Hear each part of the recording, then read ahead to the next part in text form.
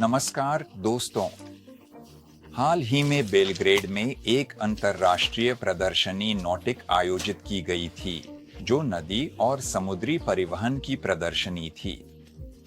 इसमें विश्व के ब्रांड्स प्रस्तुत किए गए थे और इस समृद्धि के बीच हमारा प्रोजेक्ट संयुक्त वाइंडिंग्स के इंजन के साथ सौर नाव स्लावियानका भी शामिल था। ऐसा प्रोजेक्ट स्वाभाविक रूप से अंतर्राष्ट्रीय विशेषज्ञों की नजरों से नहीं बच सकता था और गियरबॉक्स बनाने वाली एक जर्मन कंपनी के डीलर ने हमें मोंटेनेग्रो आमंत्रित किया, क्योंकि यहाँ बहुत बड़ी संख्या में नावें, याच, जहाज और कैटामरान हैं, जिन्हें आज ही और तुरंत डीजल इंजनों से इलेक्ट्रिक इंजनों में परिवर्तित करने की आवश्यकता है। और 45 फुट की आंच पर लगे सबसे आम मोटरों से परिचित होने के बाद मैंने पाया कि औसतन आवश्यक मोटर की शक्ति लगभग 20 से 50 हॉर्स पावर के बीच होती है।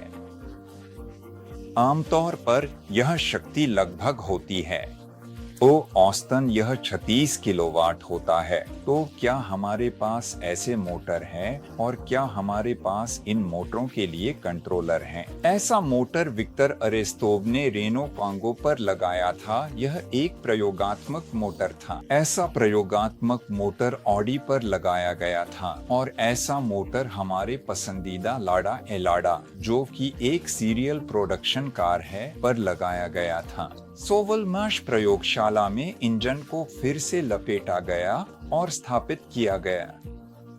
थोड़ी दूरी तय करने वाली कार अब लगभग 200 किलोमीटर चलने लगी। नमस्कार दोस्त, मैं आपको इस कार से परिचित कराना चाहता हूं। अवतोवास द्वारा लगभग 127 कारें बनाई गई थीं, लेकिन यह कार अवतोवास की कारों से अलग है क्योंकि इसमें स्लावियानका प्रकार की वाइंडिंग वाला इंजन लगाया गया है। इस इंजन में बहुत बड़ी क्षमता है। इस मामले में यह क्षमता प्रकट नहीं हुई है। क्षमता को प्रकट करने के लिए यहाँ कम से कम एक ऐसा कंट्रोलर लगाना होगा जो लगभग 1500 या यहाँ तक कि 2000 एम्पियर का फेज करंट दे सके। अभी 550 एम्पियर का कंट्रोलर लगा हुआ है, वही जो पहले से यहाँ था। लेकिन यह चीनी कंट्रोलर से अलग है क्योंकि इसमें हमारी खुद की विकसित की गई प्लेट लगी है। हमने इस कार में 550 एम्पियर करंट का कंट्रोलर हमारी प्लेट के साथ लगाया है और हमने इस कंट्रोलर के लिए वायरिंग को भी संशोधित किया है।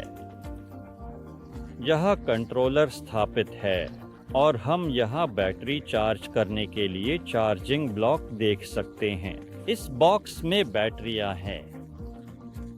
इस कार के साथ मौजूदा बैटरियों के साथ एक चार्ज पर 300 किलोमीटर तक की दूरी तय की जा सकती है। यहाँ हमने बोनट खोला है और बैटरियों को चार्ज करने के लिए चार्जिंग स्टेशन देख सकते हैं। यहाँ कुछ बैटरियां लगी हैं और कुछ बैटरियां केबिन में हैं और यहाँ हमारा कंट्रोलर स्थापित है। आज के दिन मैं ऐसा वाहन रखना चाहूंगा। यह अपनी तरह का एकमात्र है। यह दुनिया में एकमात्र सीरियल वाहन है जिसमें संयुक्त वाइंडिंग्स हैं। आज हमने LLC सोवलमाश का निर्माण कर लिया है।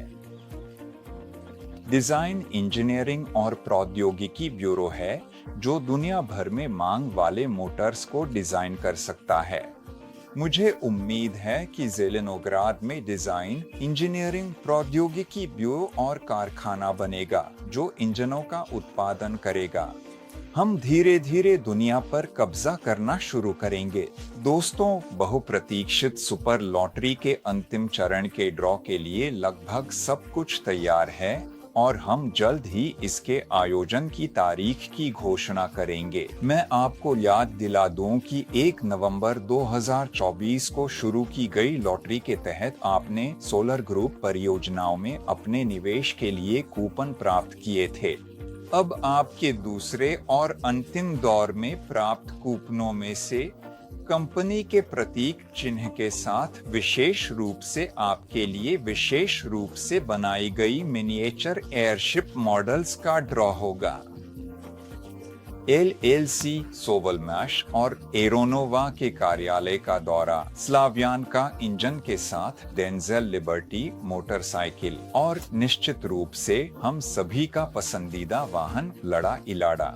यह एक अनोखा रूसी निर्मित इलेक्ट्रिक वाहन है जिसमें स्लावियानका के संयुक्त वाइंडिंग्स वाला इंजन स्थापित है।